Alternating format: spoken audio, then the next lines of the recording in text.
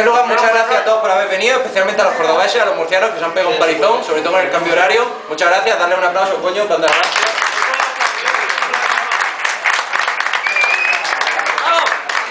gracias. Plus. Bueno, que un niño suyo.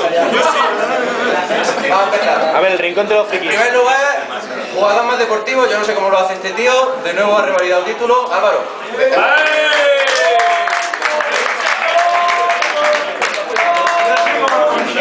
Qué bien le queda.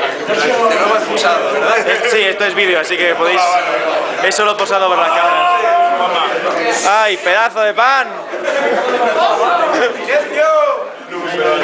El premio al ejército mejor personalizado es para la única persona que ha sido capaz de venir disfrazada.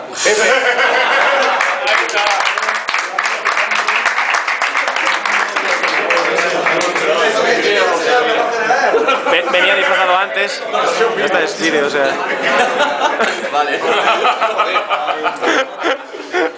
Lleva la insignia con el carnet de identidad, ¿sabes? Disculpe, DNI y capítulo de Marines Espaciales. Sigue, por favor, sigue. Para celebrar que es la última vez que viene con este ejército porque ya no le da resultados, el ejército mejor pintado de nuevo es para Cruz José.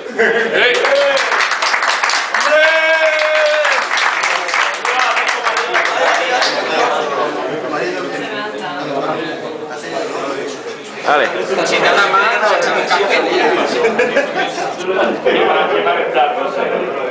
Pero eso lleva así desde hace ya... Cosa mala.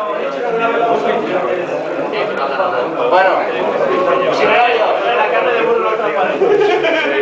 Sin rollo, el mejor general es para Ale y su caos.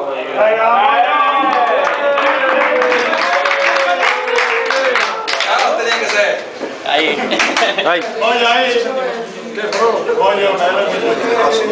Y finalmente, el campeón absoluto, pues para ti, Miguel.